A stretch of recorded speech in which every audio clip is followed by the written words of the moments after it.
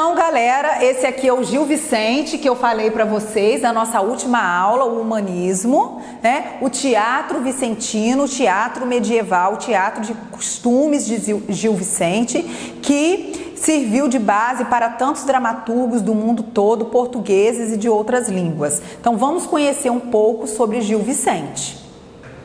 Gil Vicente era amigo fiel da então rainha de Portugal, Dona Maria, a Louca, tá? A qual dedicou grande parte de sua obra, e é até por causa dela que ele fez muito sucesso, porque ele era constantemente chamado a apresentar suas peças na corte para entretenimento, né? Inaugurou o teatro popular em Portugal. Então o teatro dele, embora fosse feito e apresentado na corte, o teatro falava dos costumes do povo, de todas as classes sociais. Por isso, o teatro de costumes ou teatro popular vicentino, ele não negava crítica a ninguém, tá? Todos os setores sociais, desde os menos favorecidos até os mais abastados, até o clero, eram alvo de sua crítica, tá? Bem-humorada, com sátira. Sua obra tinha uma tendência à sátira de costumes sociais impróprios, não só da nobreza e do clero, mas de toda a sociedade, reforçando aquilo que eu falei anteriormente. Quais são as características? O que a gente encontra na temática, na obra de Gil Vicente em relação à sociedade, né? Ao que estava em voga na época? Primeiro, o teocentrismo, né? Uma sociedade submissa a Deus, um homem que tinha medo de pecar para não ser condenado por Deus. Tá? Preocupação com o julgamento divino, religiosidade e moralidade. Então, as obras de Gil Vicente sempre tinham cunho moralizante. Quais as características textuais e literárias dessas obras? Vamos lá. Presença da redondilha, maior ou menor, como forma de composição poética. Ué, professora, mas você não está falando que é teatro? O que tem poesia com teatro? Isso mesmo, as peças teatrais medievais eram escritas em forma de poesia, em versos rimados, ok? E esses versos, na literatura de Gil Vicente, eram redondilhos maiores de 7 sílabas ou menores de 5 sílabas. Criação de personagens tipo. Então, os personagens dele não eram personagens que tinham uma análise psicológica, um aprofundamento. Eram personagens que representavam uma camada social. Eram personagens superficiais, tá? Então, eles não tinham uma característica que os individualizasse, apenas representavam algum grupo social, correto? As peças eram criadas a partir de um mote. O que é um mote, professor? Um mote é um ditado popular, um provérbio. Suponha que a professora de produção textual de vocês, né, dê a vocês um mote para criarem uma redação. Por exemplo, uma andorinha só não faz verão. É um mote. E a partir desse mote vocês vão escrever uma redação do gênero, do tipo que ela pedir. No caso do Gil Vicente, os nobres, né, a corte portuguesa, dava um mote e ele, dias depois, aparecia com uma peça que ilustrasse aquele mote, ok? Gil Vicente, basicamente, escreveu 2 tipos de peças teatrais. Tá? Os autos e as farsas. Existem diferenças entre autos e farsas, professora? Sim, existem sutis diferenças, tá? Mas que a gente vai conhecer agora. Que eram os autos? Peças teatrais escritas em versos, né? Em versos rimados, geralmente redondilhos, maiores ou menores, e a temática do auto é uma temática religiosa. Então, ao final da peça, sempre se pretende passar um ensinamento de cunho religioso. O que difere da farsa. O que é a farsa, então? Tem apenas um único ato. O que é ato? Um acontecimento, o conflito, envolve poucos personagens, tá? E sempre faz uma sátira. Critica, satiriza algum costume social, algum setor da sociedade, alguma pessoa, algum acontecimento, tá? Então, o auto tem caráter religioso e a farsa tem caráter satírico, ok?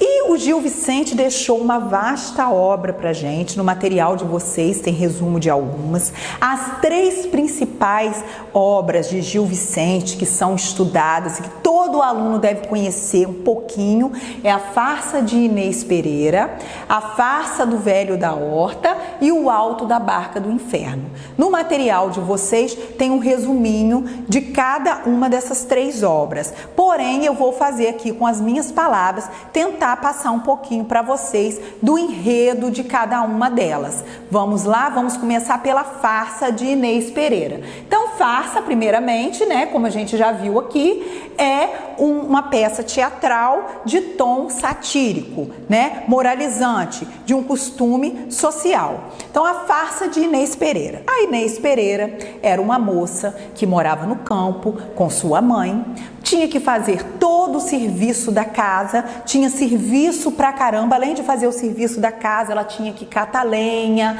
né? Ela tinha que varrer o quintal, ela tinha aquele serviço árduo e pesado de quem mora no campo, de quem mora na roça.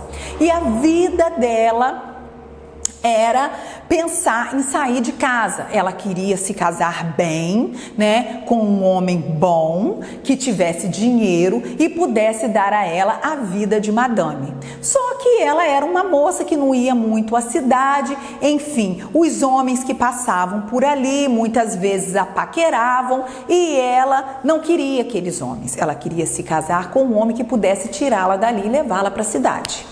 Tá? Até que um dia, eis que apareceu um soldado, né? E esse soldado, ela ficou toda entusiasmada, porque o soldado vai à guerra, um soldado trabalha para a corte, enfim, eu vou sair daqui.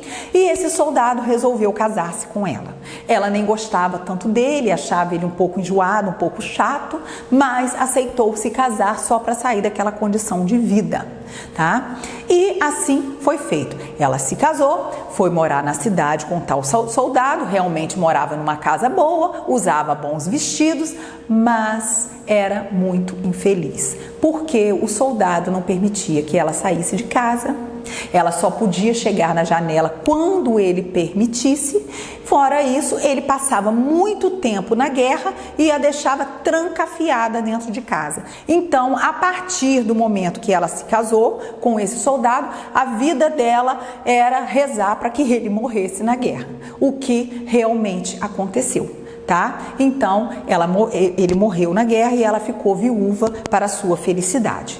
Bom, Inês Pereira, jovem viúva, né, mudou o seu pensamento. Ela não queria mais saber de dinheiro, ela queria ser feliz. Então, lembrou-se de um camponês que fora apaixonado por ela há muito tempo, né? E procurou, ele não tinha casado com ninguém ainda, e casou-se com um camponês. O camponês era apaixonado por ela, fazia de tudo para ela ser feliz, inclusive andava de 4 para que ela andasse em cima dele como se ele fosse um cavalo.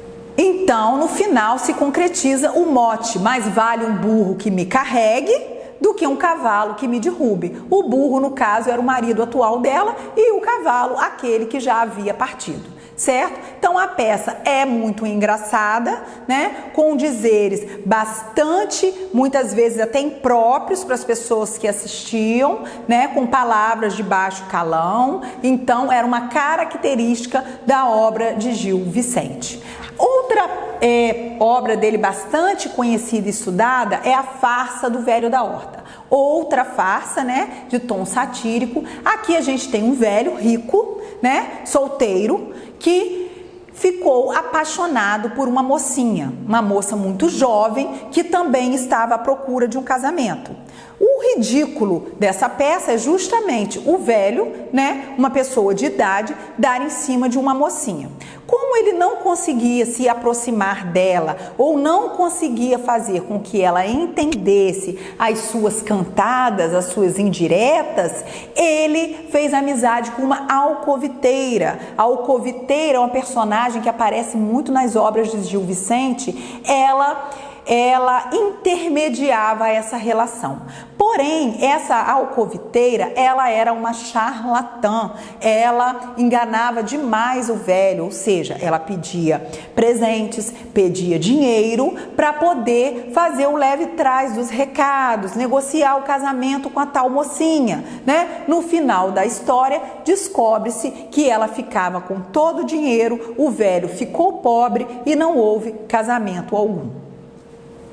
Agora, a obra de maior sucesso de Gil Vicente, que deixou um legado para todos nós, né, para o público de um modo geral, que influenciou, embasou diversas obras subsequentes, inclusive uma obra muito conhecida da gente, que é o Alto da Compadecida, de Ariano Suassuna, é o Alto da Barca do Inferno, a obra mais famosa e conhecida de Gil Vicente. Então o enredo é o seguinte: havia duas barcas, a Barca do Inferno e a Barca do Paraíso. A Barca do Inferno era guiada pelo diabo e a Barca do Paraíso era guiada pelos anjos. O que acontecia então? As pessoas após a morte, diversos setores da sociedade, desde prostitutas a padres, né? As pessoas, elas tinham que se dirigir ou à Barca do Inferno ou à Barca do Paraíso, conforme a sua consciência, né? A primeira opção de todas, é claro, era a Barca do Paraíso. Só que ao chegar à Barca do Paraíso,